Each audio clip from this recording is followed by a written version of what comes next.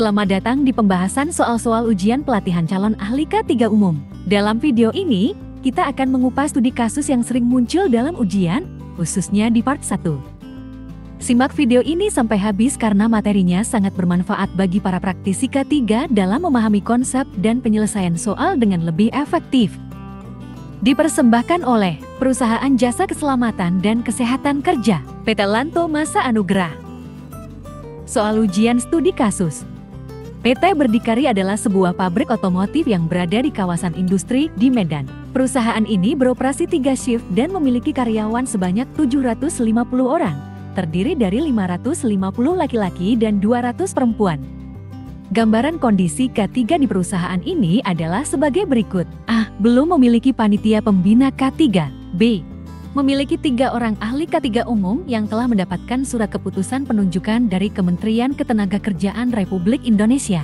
Tugas dari ahli K3 umum ini melakukan safety patrol setiap 6 bulan sekali. Sebagai calon ahli K3 umum, bagaimana upaya Anda dalam pemenuhan syarat-syarat K3 di perusahaan yang terkait dengan kelembagaan, keahlian, dan sistem manajemen K3?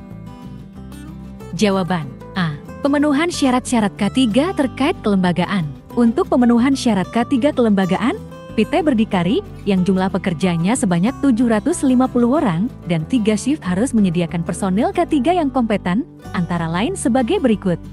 Pertama, Undang-Undang Nomor 1 Tahun 1970 tentang Keselamatan Kerja, Pasal 10 yang berbunyi, setiap perusahaan wajib membentuk panitia pembina keselamatan dan kesehatan kerja.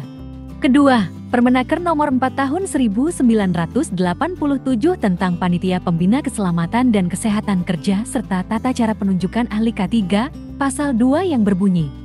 1. Setiap tempat kerja dengan kriteria tertentu pengusaha atau pengurus wajib membentuk Panitia Pembina Keselamatan dan Kesehatan Kerja. 2. Tempat kerja dimaksud ayat 1 ialah A. Tempat kerja di mana pengusaha atau pengurus mempekerjakan 100 orang atau lebih. Atau B. Tempat kerja di mana pengusaha atau pengurus mempekerjakan kurang dari 100 orang, akan tetapi menggunakan bahan, proses, dan instalasi yang mempunyai risiko yang besar akan terjadinya peledakan, kebakaran, keracunan, dan penyinaran radioaktif.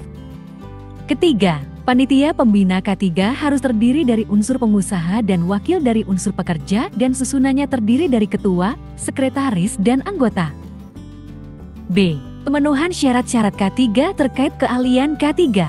Untuk pemenuhan syarat K3 yang terkait keahlian K3, PT Berdikari yang bergerak di bidang otomotif dengan jumlah pekerjanya 750 orang dan beroperasi 3 shift, harus menyediakan petugas K3 yang kompeten, antara lain sebagai berikut.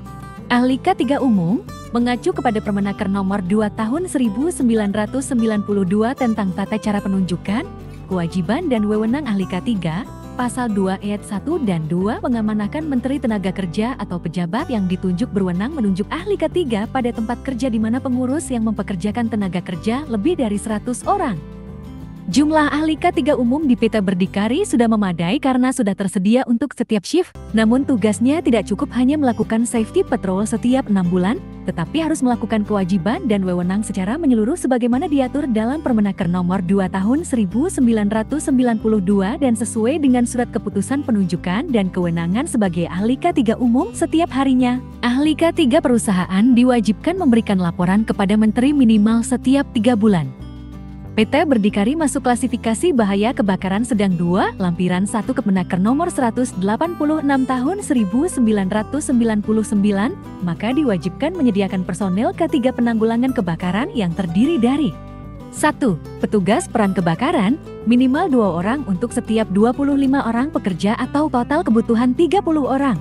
2. Regu penanggulangan kebakaran, wajib untuk klasifikasi bahaya kebakaran sedang 2. 3. Koordinator unit penanggulangan kebakaran, minimal 1 orang untuk setiap unit kerja. 4. Ahli K3 spesialis kebakaran wajib minimal 1 orang untuk klasifikasi bahaya kebakaran sedang 2.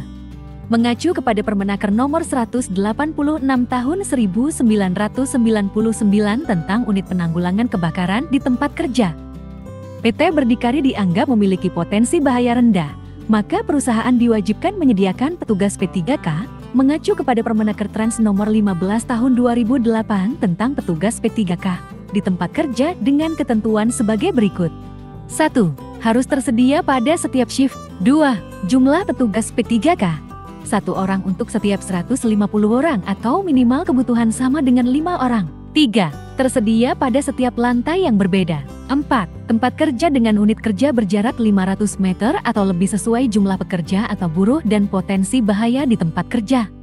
Dokter perusahaan telah memiliki sertifikat Hypercase mengacu kepada Permenaker Trans Nomor 1 Tahun 1976 tentang kewajiban latihan Hypercase bagi dokter perusahaan. Para medis perusahaan telah memiliki sertifikat Hypercase mengacu kepada Permenaker Trans Nomor 1 Tahun 1979 tentang kewajiban latihan Hypercase bagi para medis perusahaan. Operator dan teknisi K3 pesawat angkat-angkut mengacu kepada Permenaker Nomor 8 Tahun 2020 tentang K3 pesawat angkat-angkut. Operator dan teknisi K3 pesawat tenaga dan produksi seperti mesin perkakas, genset, dan lain-lain mengacu kepada Permenaker Nomor 38 Tahun 2016 tentang pesawat tenaga dan produksi. Juru las atau welder mengacu kepada Permenaker Trans Nomor 2 Tahun 1982 tentang kualifikasi juru las di tempat kerja. Teknisi K3 listrik dan ahli K3 bidang listrik mengacu kepada Permenaker Nomor 12 Tahun 2015 tentang K3 listrik di tempat kerja. Auditor internal sistem manajemen K3 mengacu kepada Peraturan Pemerintah Nomor 50 Tahun 2012 tentang penerapan sistem manajemen K3, Pasal 14 ayat kedua, dan kompetensi K3 lainnya sesuai dengan kebutuhan proses bisnis perusahaan berdasarkan jenis peralatan, instalasi dan bahan yang digunakan. C. Pemenuhan syarat-syarat K3 terkait penerapan sistem manajemen K3. PT Berdikari yang bergerak di bidang otomotif dengan jumlah 750 orang karyawan, maka perusahaan diwajibkan menerapkan sistem manajemen K3. Kewajiban penerapan sistem manajemen K3 ditetapkan dalam Peraturan Pemerintah Nomor 50 Tahun 2012 Pasal 5 Ayat 1 dan Ayat 2 berbunyi. 1. Setiap perusahaan wajib menerapkan sistem manajemen K3 di perusahaannya. 2. Kewajiban sebagaimana dimaksud pada Ayat 1 berlaku bagi perusahaan mempekerjakan pekerja atau buruh paling sedikit 100 orang dan atau mempunyai tingkat potensi bahaya tinggi. Demikian pembahasan soal ujian ini. Semoga bermanfaat untuk persiapan sertifikasi ahli K3 umum. Jangan lupa, keselamatan kerja adalah prioritas utama. Jika video ini bermanfaat, jangan lupa untuk like, share, dan subscribe. Sampai jumpa di video berikutnya.